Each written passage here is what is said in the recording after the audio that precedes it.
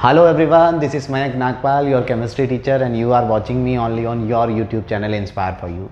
Student, in our previous class we have discussed the MOT, molecular orbital theory, and today we will discuss a new topic, that is dipole moment and formal charge. यानी आज की class में हम लोगों को formal charge और dipole moment को discuss करना है। तो चलिए स्टार्ट करते हैं फॉर्मल चार्ज से कि फॉर्मल चार्ज क्या होता है।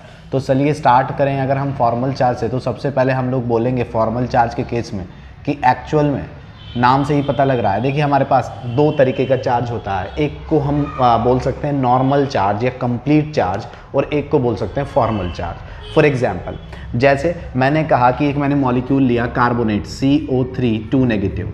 CO3 2 नेगेटिव पे मैं बोलूँ कि इस पूरे मॉलिक्यूल पर, इस पॉली एटोमिक, देखिए एक से ज़्यादा एटम है तो ये क्या है, पॉली एटोमिक, और इसके ऊपर चार्ज है तो ये क्या है, आयोन। इस पॉली एटोमिक आयोन पर कितना चार्ज है, तो हम कहेंगे 2 नेगेटिव। हम क्या कहेंगे, 2 नेगेटिव। मीन्स इस पॉली एटोमिक आयन, ये एक आयन है जिसमें एक से ज़्यादा एटम्स इन्वॉल्व हैं, इसलिए इसको क्या बोला जा रहा है, पॉली एटोमिक आयन। और हम कहेंगे इस पॉली एटोमिक आयन पर, इस पूरे पॉली एटोमिक आयन पर कितना चार्ज है, तो हम कहेंगे -2 नेगेटिव। लेकिन मैं इसकी स्ट्रक्चर बनाऊं और इसकी स्ट्रक्चर बना के कहूँ कि मुझे ये बताइए कि कार्बन पर कितना चार्ज है, पूरे मॉलिक्यूल पर नहीं, उस मॉलिक्यूल के किसी एक एटम पर बताइए, इस एटम पर बताइए कि कितना चार्ज है। या फिर मैं कहूँ कि इस पूरे मॉलिक्यूल में इस एटम पर बताइए कितना चार्ज है। या फिर मैं इस एटम के लिए बात करूँ कि इस पूरे मॉलिक्यूल में ये बताइए कि इस एटम पर कितना चार्ज है। तो अगर हम किसी मॉलिक्यूल में, चाहे वो मॉलिक्यूल हो चाहे वो पॉली एटोमिक आयन हो, उस पॉली मॉलिक्यूल में या पॉली एटोमिक आयन में किसी पर्टिकुलर एटम पर जब हम चार्ज फाइंड करते हैं, पर्टिकुलर एटम पर, आप ध्यान दीजिए, पर्टिकुलर एटम पर, इंडिविजुअल पर्टिकुलर एटम यानी अकेले एटम पर चार्ज फाइंड करते हैं, तो वो चार्ज क्या होता है, फॉर्मल चार्ज। यानी इस मॉलिक्यूल में अगर मैं कहूं कि मुझे बस ये बताओ कि कार्बन के ऊपर कितना चार्ज है, इस कार्बन एटम पर कितना चार्ज है, तो वो होगा फॉर्मल चार्ज। और मैं कहूं कि भाई मुझे ये बताओ इस CO3 पर कितना चार्ज है, तो वो हमने कहा 2 नेगेटिव, तो ये क्या है, ये इसका नॉर्मल चार्ज है, कंप्लीट चार्ज है जो पूरे मॉलिक्यूल पर है। जब हम किसी मॉलिक्यूल में एक एटम पर, किसी भी एक एटम पर चार्ज फाइंड करते हैं, तो वो चार्ज क्या होता है, फॉर्मल चार्ज होता है। होप आपको ये क्लियर हुआ होगा। अब अगर ये बात क्लियर हुई है तो अब हम इसकी डेफिनेशन कवर करते हैं कि इसकी डेफिनेशन क्या कहती है। तो इसकी डेफिनेशन कहती है the charge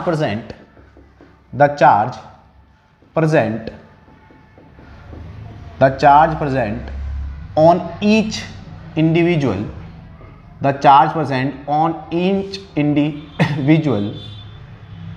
atom in a molecule or polyatomic ion। देखिए डेफिनेशन भी क्या कह रही है कि किसी मॉलिक्यूल में या किसी पॉलीएटोमिक आयन में किसी एक, ईच इंडिविजुअल, हर एक अकेले एटम पर जो भी चार्ज होता है वो उसका क्या कहलाता है, फॉर्मल चार्ज कहलाता है। अब फॉर्मल चार्ज को फाइंड कैसे किया जाएगा, तो इसके लिए फॉर्मूला होता है formal charge on an atom in a molecule, formal charge on an atom in a molecule is equal to total number of valence electrons in the free atom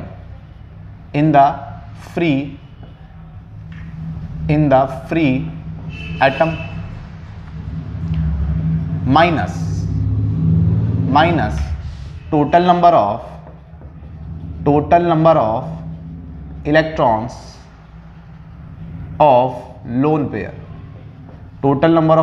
of lone pair, या फिर हम कहें non bonding electrons,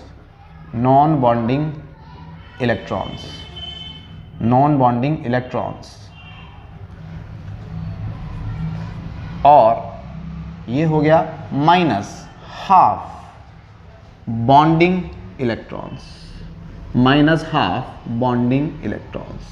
ये होता है formal charge को find करने का फॉर्मूला। अब इतना बड़ा फॉर्मूला ना लिख के हम छोटा सा करते हैं कि अगर हम कहें फॉर्मल चार्ज को मैं लिख दूं FC for formal charge, total number of valence electron in the free atom में वैलेंस इलेक्ट्रॉन को मैं लिख दूं VE valence electrons, minus total number of lone pair, of electron, lone pair electron, ठीक है, L लोन पेयर और क्या हो गया electrons, lone pair electrons, valence electrons, lone pair electrons minus half bonded electron, BE को मैं क्या बोल रहा हूँ बॉन्डेड इलेक्ट्रॉन। तो हमने एक छोटा फॉर्मूला इसको थोड़ा कॉम्पैक्ट कर लिया ताकि हम इतना बड़ा बार बार ना लिख सके। अब कैसे निकालते हैं फॉर्मल चार्ज, तो एग्जाम्पल पे हम लेते हैं, हमसे क्वेश्चन में आएगा find out formal charge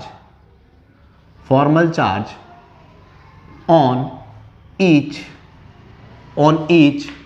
oxygen atom in ozone molecule.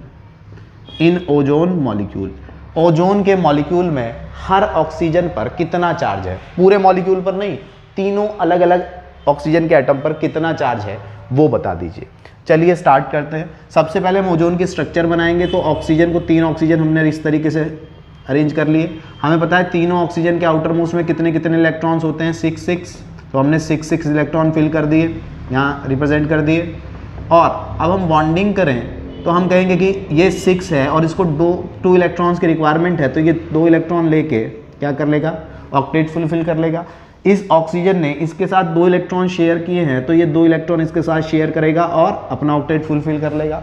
लेकिन हमने पढ़ा है कि ऑक्सीजन जो है वो सेकंड पीरियड का एलिमेंट है और सेकंड पीरियड के एलिमेंट एक्सपेंडेशन ऑफ ऑक्टेट नहीं करते हैं, यानी 8 से ज़्यादा इलेक्ट्रॉन्स नहीं रख सकते हैं। तो ये इसके पास 6 हैं, ये 2 इसके साथ शेयर कर लेगा तो इसके 8 हो जाएंगे। लेकिन अगर इसने इस ऑक्सीजन के साथ 2 इलेक्ट्रॉन शेयर किए तो इस ऑक्सीजन को भी इसके साथ 2 इलेक्ट्रॉन शेयर करने पड़ेंगे। लेकिन हम यहाँ देखें तो इस ऑक्सीजन का ऑलरेडी ऑक्टेट फुलफिल हो गया और ये D, इसके पास D एब्सेंट है, इसलिए ऑक्टेट को एक्सपेंड नहीं कर सकता, 8 इलेक्ट्रॉन से ज़्यादा नहीं रख सकता, तो ये इसके साथ शेयरिंग नहीं करेगा।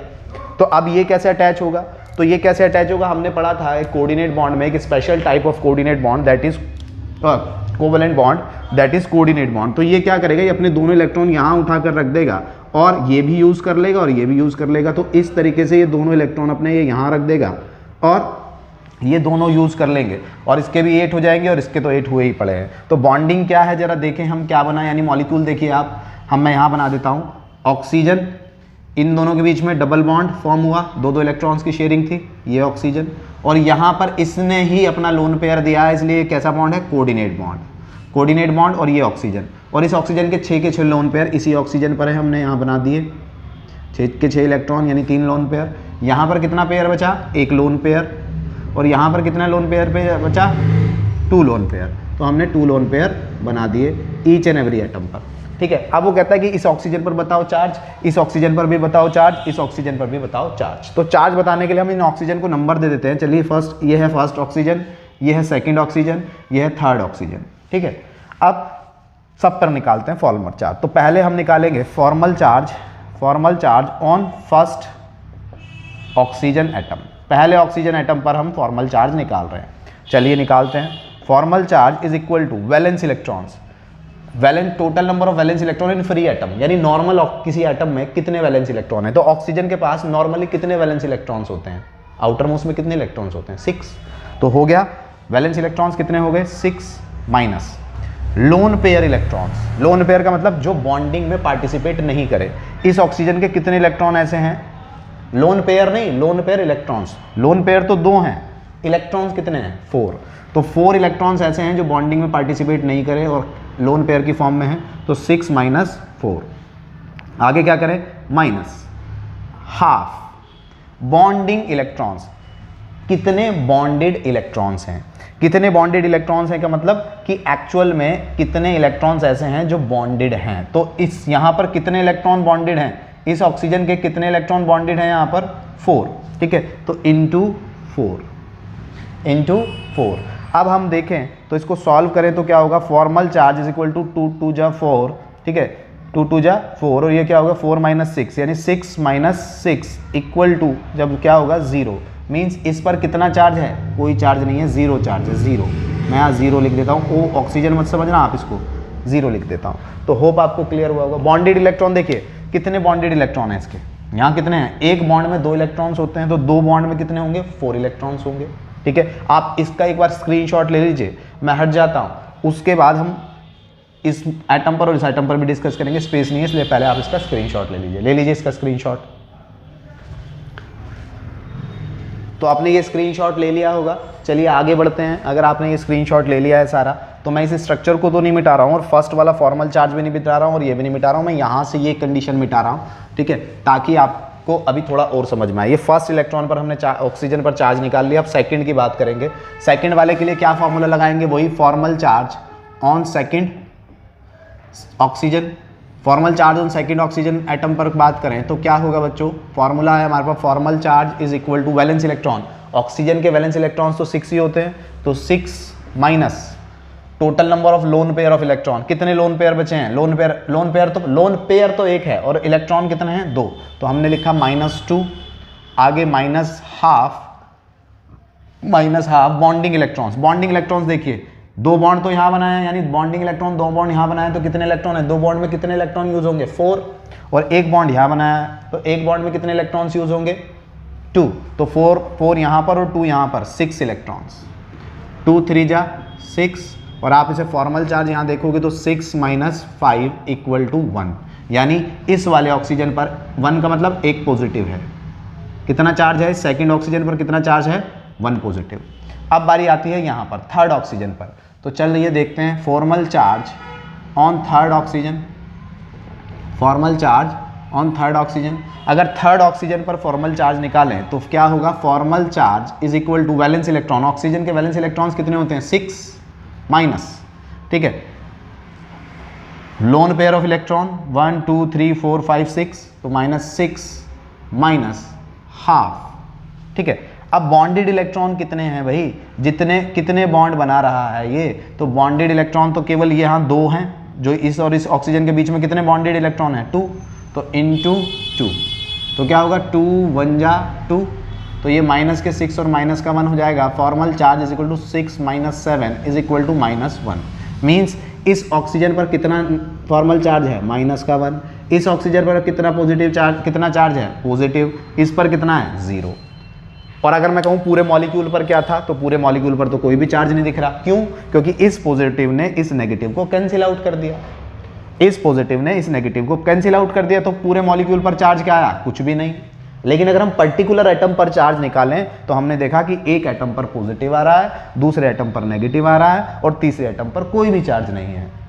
तो ये जो पर्टिकुलर एटम पर चार्ज फाइंड करे हैं, इसी चार्ज को बोलते हैं बच्चों फॉर्मल चार्ज। होप आपको ये बात क्लियर हुई होगी। प्रैक्टिस के लिए आप CO3 2 नेगेटिव में फॉर्मल चार्ज निकाल सकते हो, और अगर आप चार्ज निकालना चाहते हो तो HSO4 1 नेगेटिव में सल्फर पर, यहाँ कार्बन पर फॉर्मल चार्ज निकालिए, कार्बन का फॉर्मल चार्ज निकालिए और यहाँ पर सल्फर का फॉर्मल चार्ज फाइंड करके देखिए। तो पहले आप इसकी बॉन्डिंग करेंगे, स्ट्रक्चर बनाएंगे, उसके बाद इस फॉर्मूला की हेल्प से आप सल्फर का और कार्बन पर फॉर्मल चार्ज फाइंड कर सकते हैं। आप फाइंड कीजिए, ट्राई कीजिए और उसके बाद आप मुझे कमेंट बॉक्स में डालिए। अगर कोई दिक्कत परेशानी आती है तो मैं आपको वहाँ पर इसका आंसर दे दूंगा। तो होप आपको ये बात क्लियर हुई होगी फॉर्मल चार्ज क्या होता है। तो फॉर्मल चार्ज क्या है कि किसी मॉलिक्यूल में या पॉली एटॉमिक आयन में पर्टिकुलर एटम पर जो भी चार्ज होता है वो क्या कहलाता है, फॉर्मल चार्ज कहलाता है। तो चलिए फॉर्मल चार्ज तो हमारा कंप्लीट होता है। इसके बाद हम अपना दूसरा सेकंड टॉपिक लेते हैं और वो हमारा टॉपिक है डायपोल मोमेंट।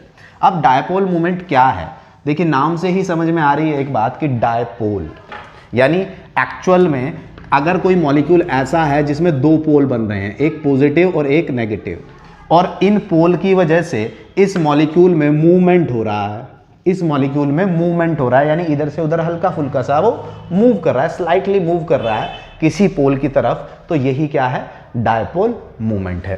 तो डायपोल मूवमेंट, तो ये तो हुई जनरल बात कि डायपोल मूवमेंट हल्का सा बताने के लिए, लेकिन डायपोल मूवमेंट क्यों निकाला जाता है, क्या बताता है डायपोल मूवमेंट। तो पहली कंडीशन है इट, ये क्या बताता है, इट रिप्रेजेंट, ये क्या बताता है तो वो देख लेते हैं। डायपोल मूवमेंट बताता है percentage of ionic character, it represent percentage of ionic character in covalent bond, in covalent bond. तो आपने पढ़ा है कि कोई भी ionic character, ionic bond completely ionic, purely ionic नहीं होता है, उसमें कुछ कोवलेंट करेक्टर होता है, और कोई भी कोवलेंट बॉन्ड कंप्लीटली कोवलेंट नहीं होता है, उसमें कुछ आयोनिक करेक्टर होता है। तो percentage of ionic character in covalent bond, covalent bond में कितना आयोनिक करेक्टर है ये कौन बताता है? डायपोल मोमेंट बताता है। ठीक है, डायपोल मोमेंट बताता है। अभी हमने पीछे पढ़ा था फजान रूल, वहां क्या था? आयोनिक बॉन्ड में कितना कोवेलेंट करेक्टर है वो बताता है फजान रूल, और कोवेलेंट बॉन्ड में कितना आयोनिक करेक्टर है ये कौन बताता है? डायपोल मोमेंट बताता है। ये छोटा सा स्लाइटली डिफरेंस है। दूसरी बात, आयोनिक करेक्टर में कैसे है तो वो देखते हैं। डायपोल मोमेंट का मतलब है कि कितना परसेंट आयोनिक करेक्टर है या नहीं है। ठीक है, ये बताता है। दूसरी बात ये क्या बताता है? तो सेकंड टर्म ये बताता है कि कोई मॉलिक्यूल का नेचर, कोई मॉलिक्यूल पोलर है या नॉन पोलर है, ये भी कौन बताता है? तो ये भी बताता है डायपोल मोमेंट। डायपोल मोमेंट ये भी बताता है कि कोई मॉलिक्यूल पोलर है या नॉन पोलर है। जैसे हमने अभी तक पढ़ा था या अभी तक हम जितना स्टडी करके आए हैं, हमने देखा है कि अगर दो एटम्स हैं, कोई मॉलिक्यूल बना है, दो एटम से मिलकर बना है, दो से ज़्यादा एटम से मिलकर बना है। जैसे मैं कहूँ कि H2 का मॉलिक्यूल है, ठीक है, हमने पढ़ा था कि अगर इलेक्ट्रोनेगेटिविटी का, दो एटम्स के बीच में इलेक्ट्रोनेगेटिविटी का डिफरेंस होता है तो वो पोलर होता है, और अगर इलेक्ट्रोनेगेटिविटी का डिफरेंस ना हो तो वो नॉन पोलर होता है। अभी तक हम ये पढ़ते आए हैं। तो अगर H2 के फॉर्म में देखें तो H single bond H means यहाँ इलेक्ट्रोनेगेटिविटी दोनों की सेम होगी, इसलिए जब इन दोनों में इलेक्ट्रोनेगेटिविटी का डिफरेंस नहीं है तो ये कैसा मॉलिक्यूल है? Non polar. जब इलेक्ट्रोनेगेटिविटी का डिफरेंस नहीं होता तो नॉन पोलर। इसी तरीके से Cl2 के एग्जाम्पल दूँ तो ये Cl सिंगल बॉन्ड, ये Cl, दोनों की इलेक्ट्रोनेगेटिविटी सेम है, इलेक्ट्रोनेगेटिविटी का डिफरेंस यहाँ भी नहीं है, तो ये भी कैसा है? Non polar. हम ऐसे ही पढ़ते हुए आए हैं, हम यही कंडीशन पढ़ते हुए आए हैं। अब जैसे ऑक्सीजन के लिए मैं कह सकता हूँ O2, जैसे O डबल बॉन्ड O मैं कहूँ, दोनों की इलेक्ट्रोनेगेटिविटी सेम है तो क्या है? Non polar. ऐसे डिसाइड करते थे हम पोलर और नॉन पोलर। अब इसी तरीके से अगर मैं यहाँ बात करूँ, सपोज करते हैं कि BF3 का मॉलिक्यूल लिया मैंने, ठीक है। अब BF3 के मॉलिक्यूल में मैंने B बोरोन सेंट्रल एटम है, F के साथ यहाँ बॉन्डिंग हुई, F के साथ यहाँ बॉन्डिंग हुई और F के साथ यहाँ बॉन्डिंग हुई, ठीक है। अब देखिए आप, जितना इलेक्ट्रोनेगेटिविटी का डिफरेंस यहाँ है, भाई देखिए बोरोन में और फ्लोरीन में इलेक्ट्रोनेगेटिविटी का डिफरेंस है। फ्लोरीन तो मोस्ट इलेक्ट्रोनेगेटिव है, यहाँ भी इलेक्ट्रोनेगेटिविटी का डिफरेंस है, यहाँ भी इलेक्ट्रोनेगेटिविटी का डिफरेंस है। और हमने कहा कि अगर इलेक्ट्रोनेगेटिविटी का डिफरेंस ना हो, electronegativity difference is not there, नहीं हो, तो क्या होगा? वो होगा नॉन पोलर। और अगर इलेक्ट्रोनेगेटिविटी का डिफरेंस हुआ तो वो मॉलिक्यूल कैसा होगा? पोलर। ये हमने अभी तक की अपनी नॉलेज के बेस पर एक्सप्लेन करा कि ये मॉलिक्यूल कैसा होगा? पोलर, क्योंकि इलेक्ट्रोनेगेटिविटी का डिफरेंस है। लेकिन अकॉर्डिंग टू केवल एक कैरेक्टरिस्टिक किसी मॉलिक्यूल को एक्सप्लेन नहीं करती है, तो अकॉर्डिंग टू डायपोल मोमेंट ये मॉलिक्यूल क्या है? Non polar. ये मॉलिक्यूल कैसा है? नॉन पोलर है। अब ये नॉन पोलर क्यों है तो इसको मैं अभी एक्सप्लेन करता हूं। पहले थोड़ा सा किसको बता दूं? डायपोल मोमेंट को, और बता दूं कि कैसे फाइंड करते हैं, ठीक है। तो ये मॉलिक्यूल कैसे, अभी तक की स्टडी के हिसाब से पोलर था क्योंकि इलेक्ट्रोनेगेटिविटी का डिफरेंस है, और हम पढ़ते आए हैं कि अगर किसी दो एटम्स के बीच में इलेक्ट्रोनेगेटिविटी का डिफरेंस है तो वो पोलर होगा। लेकिन डायपोल मोमेंट के हिसाब से नॉन पोलर है और एक्चुअल में ये नॉन पोलर है, तो उसका रीजन क्या है? Dipole moment. और डायपोल मोमेंट कैसे डिसाइड कर रहा है ये नॉन पोलर है, तो अभी बताता हूं मैं इसको। पहले आप डायपोल मोमेंट के बारे में थोड़ा सा और जान लो, फिर आप इजीली पता कर पाओगे कि कोई मॉलिक्यूल पोलर है या नॉन पोलर है। तो इन शॉर्ट, डायपोल मोमेंट दो चीजें बताता है, percentage of ionic character in covalent bond और कोई मॉलिक्यूल पोलर है या नॉन पोलर है। तीसरी बात, ये जो डायपोल मोमेंट होता है ये एक वेक्टर क्वांटिटी है। वेक्टर क्वांटिटी का मतलब कि ये इसके अंदर मैग्नीट्यूड प्लस डायरेक्शन दोनों होती है। इसके अंदर मैग्नीट्यूड और डायरेक्शन दोनों होती है। अब जब इसके अंदर मैग्नीट्यूड भी होता है और डायरेक्शन भी होती है, और अगर मैं बात करूं इस डायपोल मोमेंट को कैसे रिप्रेजेंट करते हैं, तो इस डायपोल मोमेंट को इलेक्ट्रोनेगेटिव, यानी हम कह सकते हैं कि इस डायपोल मोमेंट को ऐसे, इस एरो जिसकी टेल कटेड एरो होती है, इस तरीके के एरो से रिप्रेजेंट करते हैं डायपोल मोमेंट को। अब इस एरो से रिप्रेजेंट करते हैं डायपोल मोमेंट को, तो ये एरो किस साइड बनेगा? तो लेस इलेक्ट्रोनेगेटिव एलिमेंट की ओर से। ये एरो किधर बनता है? टेल किधर होती है? लेस इलेक्ट्रोनेगेटिव एलिमेंट की ओर, और हेड किधर होता है? मोर इलेक्ट्रोनेगेटिव एलिमेंट की ओर। ये इस तरीके से रिप्रेजेंट होता है।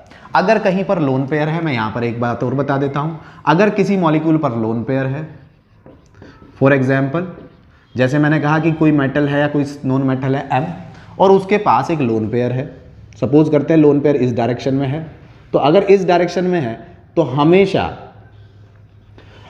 डायपोल मोमेंट की डायरेक्शन क्या होगी, डायपोल मोमेंट की डायरेक्शन क्या होगी, towards the lone pair, towards the lone pair. और लोन पेयर के केस में 90% में अगर किसी मॉलिक्यूल के पास लोन पेयर है, if any molecule having lone pair, if any molecule is having lone pair, अगर किसी मॉलिक्यूल के पास लोन पेयर है तो वो 90% केसेस में तो क्या होगा, 90% केसेस में क्या होगा, वो पोलर होगा, that will be polar in nature, वो क्या होगा, पोलर होगा नेचर में। लेकिन इसका भी एक्सेप्शनल है जो मैं अभी बताऊंगा कि लोन पेयर होते हुए भी नॉन पोलर कैसे होगा। तो इलेक्ट्रोनेगेटिविटी का लेस इलेक्ट्रोनेगेटिव से मोर इलेक्ट्रोनेगेटिव की ओर ये एरो होता है, लोन पेयर की तरफ एरो होता है, इस तरीके से इसको रिप्रेजेंट करते हैं। अब बारी आती है कि इसको डेफिनेशन वाइज कैसे रिप्रेजेंट किया जाए। तो डेफिनेशन वाइज इसको रिप्रेजेंट करने के लिए इसकी डेफिनेशन क्या कहती है, मैं यहाँ से डायपोल मोमेंट की डेफिनेशन लिखता हूँ। डायपोल मोमेंट, ठीक है, डायपोल मोमेंट। पहली बात कि डायपोल मोमेंट को किससे रिप्रेजेंट किया जाता है, तो डायपोल मोमेंट को म्यू इस साइन से रिप्रेजेंट किया जाता है, this is the dipole moment. अब डायपोल मोमेंट का क्या है, तो हम कहते हैं द प्रोडक्ट, इसकी डेफिनेशन कवर करते हैं, the product of magnitude, the product of magnitude of negative और पॉजिटिव, नेगेटिव और पॉजिटिव चार्ज, नेगेटिव और positive charge and the distance between, and the distance between the molecule, and the distance between the molecule। यानी dipole moment क्या होता है, dipole moment of magnitude of negative और positive charge, यानी dipole moment क्या है, dipole moment, dipole moment magnitude है, magnitude है किसका, या तो पॉजिटिवली चार्ज या फिर नेगेटिवली चार्ज, यानी charge and distance, charge and distance between two molecules. जब हम किसी मॉलिक्यूल के बीच में, बिटवीन मॉलिक्यूल, यानी अगर हम किसी मॉलिक्यूल में क्या, अगर दो एटम्स हैं, ठीक है, जैसे सपोज करते हैं N और H है, तो इन दोनों के बीच में डिस्टेंस D और इन दोनों के बीच में चार्ज का डिफरेंस, या तो नेगेटिव चार्ज या पॉजिटिव चार्ज का डिफरेंस Q के प्रोडक्ट को क्या बोला जाता है, डायपोल मोमेंट बोला जाता है। तो dipole moment mu is equal to q into d होता है, ठीक है, क्यू इंटू डी होता है, ठीक है। अब डायपोल मोमेंट कैसे फाइंड किया जाता है वो बात करते हैं, पहले आप ये सारी चीज़ें देख लीजिए एक बार, होप आपको ये बात क्लियर हो गई होंगी सारी की सारी। तो डायपोल मोमेंट की ये सारी बेसिक बातें थी, और एक ये वेक्टर क्वांटिटी है, ठीक, फिजिक्स में आप उसको ऊपर एरो लगा के भी दिखाते हो, ठीक है। तो चलिए अब मैं आपको डायपोल मोमेंट इन मॉलिक्यूल्स में और एप्लीकेशंस ऑफ डायपोल मोमेंट, कैसे किसी मॉलिक्यूल में आयोनिक कैरेक्टर डिसाइड होता है और कैसे किसी मॉलिक्यूल के अंदर क्या कोवलेंट कैरेक्टर डिसाइड होता है, ये अब हम डिस्कस करेंगे। तो चलिए स्टार्ट करते हैं वन बाय वन। तो सबसे पहले हम लोग इसकी एप्लीकेशन ले रहे हैं to determine the polarity, to determine the polarity of bond, to determine the polarity of bond, यानी किसी बॉन्ड की पोलैरिटी को फाइंड करने के लिए कि उसमें पोलैरिटी है या नहीं है, किसका यूज किया जाता है, डायपोल मोमेंट का। फर्स्ट एग्जांपल, जैसे मैंने कहा in case of homo atomic molecule, in case of homo atomic molecule, homo atomic molecule का मतलब सेम, जब एटम क्या हो सेम, जैसे मैंने अभी एग्जांपल दिया था Cl2, तो एक Cl है, सेकंड Cl है, दोनों ही Cl है, दोनों ही Cl में दोनों की इलेक्ट्रोनेगेटिविटी का डिफरेंस क्या है, 0। जब दोनों का चार्ज सिमिलर है तो वो एक दूसरे को कैंसिल आउट करेगा, और चार्ज यहाँ क्या हो जाएगा, Q इंटू, क्योंकि डायपोल मोमेंट क्या होता है, Q इंटू डी, तो चार्ज 0 होगा तो डिस्टेंस अपने आप 0 हो जाएगी, मतलब यहाँ कोई खास डिस्टेंस नहीं आएगी, तो म्यू इज इक्वल टू क्या होगा, 0। यानी एक जब कोई किसी चीज़ का डायपोल मोमेंट 0 है, मीन्स क्यों, क्योंकि यहाँ इलेक्ट्रोनेगेटिविटी का डिफरेंस नहीं है, ठीक है। तो होमो एटॉमिक मॉलिक्यूल में इलेक्ट्रोनेगेटिविटी का डिफरेंस नहीं होता है, इसलिए इनका हर मॉलिक्यूल का डायपोल मोमेंट क्या होता है, 0 होता है। दूसरे केस की बात करते हैं हेट्रो एटॉमिक मॉलिक्यूल। अगर हम बात करें hetero atomic molecule, hetero atomic molecule का मतलब क्या है स्टूडेंट, जब एटम सेम ना हो, हेट्रो हो, डिफरेंट हो, तो क्या होगा, जैसे मैंने कहा H और F, HF, तो HF में अगर हम देखें तो एक एक इलेक्ट्रॉन की शेयरिंग हुई होगी, और ये बहुत ज़्यादा मोर इलेक्ट्रोनेगेटिव है, तो ये पार्शियली नेगेटिव हुआ होगा इलेक्ट्रोनेगेटिविटी की वजह से, और ये हाइड्रोजन पार्शियली पॉजिटिव हो गया होगा।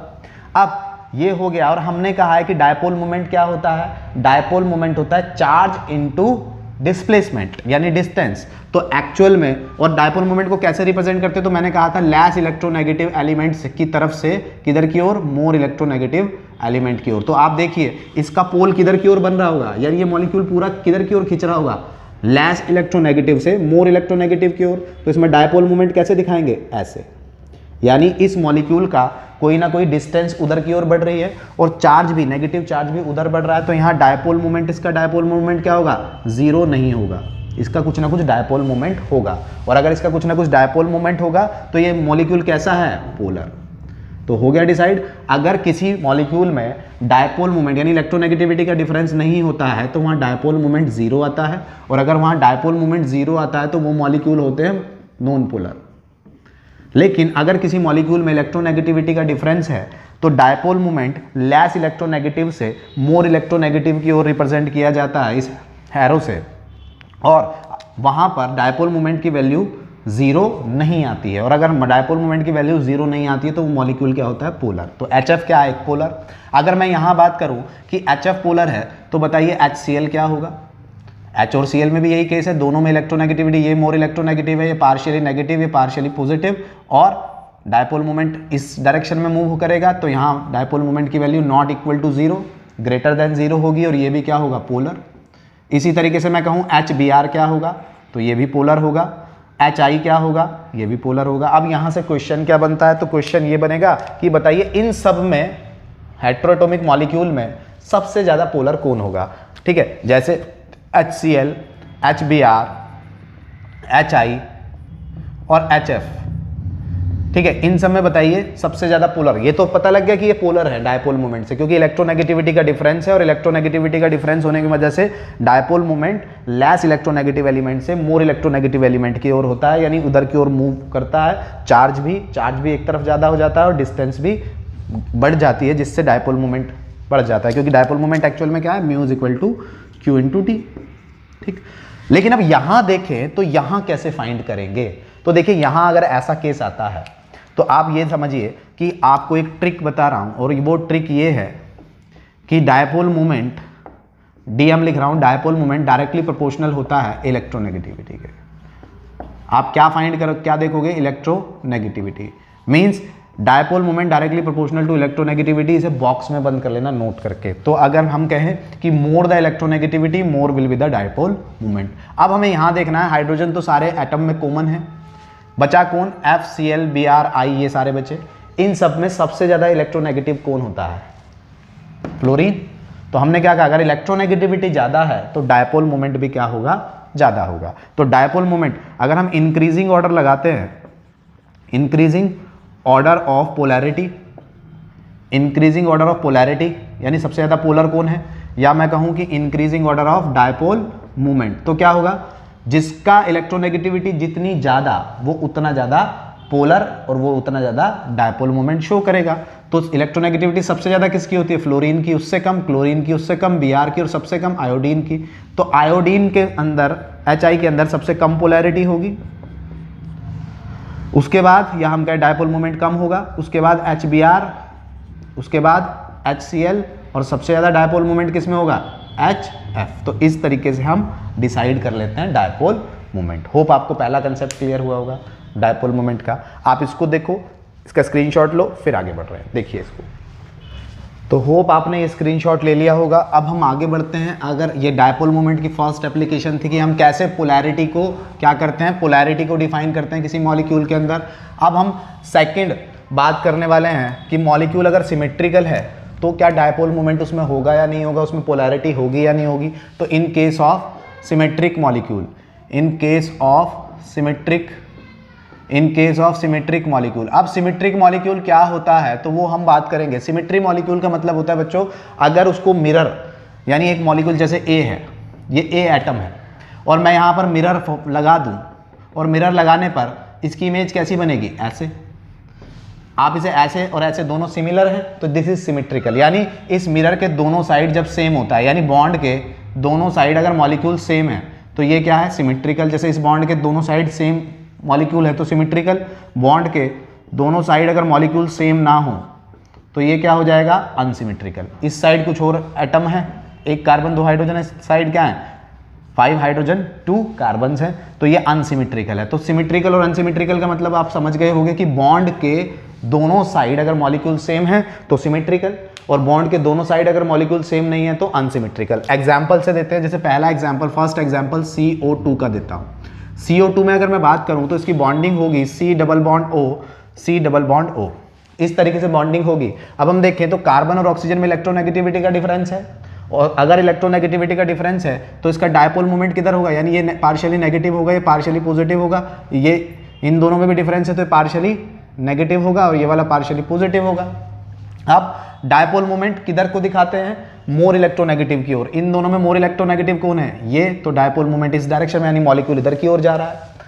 इन दोनों में डायपोल मोमेंट किधर दिखाएंगे, इस डायरेक्शन में, मींस इन दोनों के बीच में मॉलिक्यूल इधर जा रहा है। अब आप खुद इमेजिन करिए कि एक ये है, जितनी फोर्स से कोई चीज़ इधर इसको खींच रही है उतनी फोर्स से कोई चीज़ उधर उसको खींचे तो ये कहाँ जाएगा, कहीं भी नहीं जाएगा, यानी इसका डिस्प्लेसमेंट या इसमें डिस्टेंस नहीं आएगी। तो अगर इसमें डिस्प्लेसमेंट नहीं होगा तो इसका डायपोल मोमेंट क्या होगा, जीरो। अब इसका डायपोल मोमेंट जीरो क्यों है, तो क्योंकि ये सिमेट्रिकल है। आप देखिए इस कार्बन के रिस्पेक्ट में इधर भी उतने ही मॉलिक्यूल हैं जितने इधर हैं, तो ये सिमेट्रिकल है, और सिमेट्रिकल मॉलिक्यूल का डायपोल मोमेंट क्या है, जीरो। सिमेट्रिकल मॉलिक्यूल का डायपोल मोमेंट जीरो होता है, तो CO2 का डायपोल मोमेंट जीरो है। हाँ, इसमें कहूँ बॉन्ड मूवमेंट है क्या, क्या यहाँ बॉन्ड की मूवमेंट है, हाँ, यहाँ से इन दोनों के बीच में बॉन्ड मूवमेंट तो है। बॉन्ड मूवमेंट कैसे है, क्योंकि अगर हम केवल इन दोनों में देख रहे हैं तो ये ज़्यादा इलेक्ट्रोनेगेटिव है और ये पॉजिटिव है, तो बॉन्ड को हल्का सा मूव कर रहा होगा, तो यहाँ बॉन्ड मूवमेंट तो है। अगर मैं कहूँ क्या इन दोनों में, यहाँ भी बॉन्ड मूवमेंट है, बॉन्ड मूवमेंट तो यहाँ भी है। क्या डायपोल मोमेंट है, बॉन्ड मोमेंट तो हो रहा है, लेकिन ये एक दूसरे को क्या कर रहे हैं, कैंसिल आउट कर रहे हैं, जिसकी वजह से डायपोल मोमेंट क्या हो रहा है, जीरो। और अगर ये डायपोल मोमेंट जीरो है तो ये मॉलिक्यूल कैसा हो जाएगा, नॉन पोलर। कैसा हो जाएगा, नॉन पोलर। ठीक, इस तरीके से ऐसे ही हम लेते हैं BeF2। BeF2, अब BeF2 के मॉलिक्यूल आप बनाओगे तो BeF सिंगल बॉन्ड F ये बनेगा, यानी इलेक्ट्रोनेगेटिविटी का डिफरेंस की वजह से पार्शियली नेगेटिव, ये पार्शियली पॉजिटिव और ये पार्शियली नेगेटिव। डायपोल मोमेंट किधर दिखाएंगे, इस डायरेक्शन में, इसका डायपोल मोमेंट इस डायरेक्शन में। टोटल डायपोल मोमेंट फिर दोबारा एक दूसरे को कैंसिल आउट हो रहा है, तो टोटल डायपोल मोमेंट जीरो, और अगर डायपोल मोमेंट जीरो तो molecule non polar. Molecule non polar, आ रही है बात समझ। इसी तरीके से अगर और सिमेट्रिकल मॉलिक्यूल के एग्जांपल लें तो जैसे हम ले सकते हैं सल्फर ट्राइऑक्साइड SO3। तो सल्फर ट्राइऑक्साइड में S double bond O double bond O double bond O ये बनेगा। अब देखिए जितना इलेक्ट्रोनेगेटिविटी का डिफरेंस इन दोनों में है उतना ही इलेक्ट्रोनेगेटिविटी का डिफरेंस यहाँ है और उतना ही इलेक्ट्रोनेगेटिविटी का डिफरेंस यहाँ है, जिसकी वजह से इसका डायपोल मोमेंट इस डायरेक्शन में होगा, ये डायपोल मोमेंट इस डायरेक्शन में होगा, ये डायपोल मोमेंट इस डायरेक्शन में होगा। मीन्स यहाँ पर इन दोनों का डायपोल मोमेंट इस डायरेक्शन में लग रहा है। अब देखिए इस नीचे की डाउनवर्ड में और इसका अपवर्ड में, तो ये एक दूसरे को क्या कर रहे हैं, फिर दोबारा कैंसिल आउट, और कैंसिल आउट कर रहे हैं तो डायपोल मोमेंट जीरो, मॉलिक्यूल फिर दोबारा नॉन पोलर। तो इस तरीके से हम सिमेट्रिकल मॉलिक्यूल में देखते हैं। तो जनरली सिमेट्रिकल मॉलिक्यूल में क्या होता है, पोलैरिटी क्या होती है, जीरो होती है। अब अगर मॉलिक्यूल सिमेट्रिकल है लेकिन वहां पर लोन पेयर है, तो मैंने अभी भी बताया कि 99% केसेस में अगर लोन पेयर है तो वहां डायपोल मोमेंट की वैल्यू जीरो नहीं होती है, वहां डायपोल मोमेंट कुछ ना कुछ आता है। फॉर एग्जाम्पल ये आपने देख लिया होगा, अब मैं कुछ एग्जाम्पल उसके भी करा देता हूं। जैसे मैं आपको बात बता रहा हूं डायपोल मोमेंट की, कि हमने लिया H2O का मॉलिक्यूल। अब H2O के मॉलिक्यूल की शेप कैसी होती है, H और लोन पेयर, और मैंने कहा था लोन पेयर अगर है तो एलिमेंट से डायपोल मोमेंट किस डायरेक्शन में जाएगा, लोन पेयर। और लोन पेयर बहुत ज़्यादा क्या होता है, इफेक्टिव होता है, यानी लोन पेयर का जो मूवमेंट होता है वो बहुत ज़्यादा इफेक्टिव होता है किसके कंपैरिजन में, दूसरे एटम के। अगर ये क्या है, ये ज़्यादा इलेक्ट्रोनेगेटिव, यहाँ पर देखें तो इस तरीके से डायपोल मोमेंट होगा और पूरा मॉलिक्यूल इधर जा रहा है, तो यानी ये पूरा मॉलिक्यूल एक पर्टिकुलर डायरेक्शन में जा रहा है, तो इसका मतलब यहाँ पर क्या होगा, डायपोल मोमेंट इसका जीरो नहीं होगा। और अगर डायपोल मोमेंट जीरो नहीं है तो ये कैसा है मॉलिक्यूल, पोलर। तो ये कैसा है, पोलर। तो 90% में तो यही होता है कि जिस भी मॉलिक्यूल पर क्या आया, लोन पेयर आया, वो मॉलिक्यूल पोलर होगा। लेकिन क्वेश्चन आपके पास कैसे आता है, तो क्वेश्चन आपके पास ऐसे आता है कि आपको देगा कि आपके पास HF है, आपके पास H2O है, आपके पास NH3 है, और आपसे कहेगा बताइए किसका डायपोल मोमेंट कितना ज़्यादा होगा, किसका ज़्यादा होगा और किसका डायपोल मोमेंट कम होगा। तो किसका डायपोल मोमेंट ज़्यादा होगा वो देखें तो हम क्या कर सकते हैं, यहाँ पर अगर हम HF की बॉन्डिंग देखें तो F के पास 3 लोन पेयर है। H2O की बॉन्डिंग देखें तो H2O में यहाँ पर 2 लोन पेयर है, और NH3 की बॉन्डिंग देखें तो NH3 में यहाँ पर 1 लोन पेयर है। जब बॉन्डिंग करेंगे तो 1 लोन पेयर बचेगा। अब लोन पेयर तो सब में है तो डायपोल मोमेंट तो सब शो करेंगे, डायपोल मोमेंट तो सब शो करेंगे, लेकिन ज़्यादा डायपोल मोमेंट किसका होगा और कम डायपोल मोमेंट किसका होगा। तो उसके लिए एक ट्रिक देखते हैं क्या, कि dipole moment is directly proportional to, dipole moment directly proportional किसके होता है, number of lone pair, number of lone pair. यानी नंबर ऑफ लोन पेयर का मतलब क्या है कि जिसके पास जितना ज़्यादा लोन पेयर उतना ज़्यादा उसका डायपोल मोमेंट। अब आप देखिए यहाँ पर कितने लोन पेयर हैं, 1 2 3, तो 3 लोन पेयर, यहाँ पर 1 2 2 लोन पेयर, और यहाँ पर 1 लोन पेयर। और हमारी कंडीशन कह रही है, हमारी ट्रिक कह रही है dipole moment directly proportional to number of lone pair. तो सबसे ज़्यादा कहाँ, इसमें, तो डायपोल मोमेंट सबसे ज़्यादा किसका होगा, HF का, उसके बाद H2O का, और उसके बाद NH3 का। तो इस तरीके से ये कंसेप्ट आपका होता है। आप इसको देखिए, फिर बढ़ते हैं थर्ड कंसेप्ट की ओर। देखिए आप इसको, ये कंसेप्ट भी देख लिया होगा। अब इसमें भी यहाँ पर एक एक्सेप्शनल है लोन पेयर के कंसेप्ट में, वो मैं आप लोगों को बताता हूँ क्या है। कि अभी तो हम कह रहे थे कि 90% केस में जहाँ पर लोन पेयर आ गया वहाँ पर पोलैरिटी आ गई, वो पोलर मॉलिक्यूल हो गया, डायपोल मोमेंट उसका ज़्यादा हो गया। लेकिन एक्सेप्शनल अगर हम देखें तो एक्सेप्शनल है XeF4 ज़ीनोन टेट्राफ्लोराइड। अगर हम इसकी स्ट्रक्चर बनाते हैं तो ज़ीनोन F और F मीन्स इन दोनों में ज़्यादा इलेक्ट्रोनेगेटिव ये, इन दोनों में ज़्यादा इलेक्ट्रोनेगेटिव ये, यहाँ से ज़्यादा इलेक्ट्रोनेगेटिव ये, इसलिए डायपोल मोमेंट इधर, यहाँ से डायपोल मोमेंट इधर। यानी ये वाला डायपोल मोमेंट इसको कैंसिल आउट कर रहा है, ये इसको कैंसिल आउट कर रहा है। और एक लोन पेयर आता है यहाँ पर और दूसरा लोन पेयर आता है यहाँ पर। लोन पेयर के हमने क्या कहा, एटम से लोन पेयर की ओर डायपोल मोमेंट रिप्रेजेंट करते हैं, तो यहाँ पर यूँ और यहाँ पर यूँ। तो क्या हो रहा है आप देखिए, ये डायपोल मोमेंट इसको कैंसिल आउट कर रहा है, ये इसको कैंसिल आउट कर रहा है, ये इसको कैंसिल आउट कर रहा है, तो यहाँ पर डायपोल मोमेंट कितना होगा, 0। तो ऐसा नहीं है कि ये एक्सेप्शनल, यानी मैंने कहा 90%, कुछ मॉलिक्यूल्स ऐसे भी होते हैं जहाँ लोन पेयर होते हुए भी डायपोल मोमेंट एक दूसरे को कैंसिल आउट करता है, और ये एक एक्सेप्शनली केस है। होप आपको क्लियर हुआ होगा। अब बारी आती है, जब आपको ये भी एक्सेप्शनल का भी समझ में आ गया, तो एक केस कंडीशन और देखते हैं डायपोल मोमेंट का, और उस पर वीडियो को बाइंड अप करते हैं। तो वो होगा हमारे पास सिस और trans, cis and trans molecule, cis and trans molecule. तो देखिए सिस एंड ट्रांस मॉलिक्यूल्स क्या होते हैं और इसमें कैसे डायपोल मोमेंट फाइंड करते हैं। जैसे मैंने कहा कि मेरे पास मॉलिक्यूल है C double bond C, single bond Cl, single bond Cl, single bond H और सिंगल बॉन्ड H। अब इस मॉलिक्यूल में और इसी मॉलिक्यूल को मैं एक बार ऐसे फाइंड बना देता हूँ, C single bond C, single bond Cl, single bond Cl, single bond H, single bond H। तो अब आप देखिए मैंने वर्ड कौन सा यूज़ किया है, सिस और ट्रांस। देखिए सिस क्या होता है, CIS, सिस क्या होता है, सिस का मतलब होता है जब सेम एटम सेम साइड हो।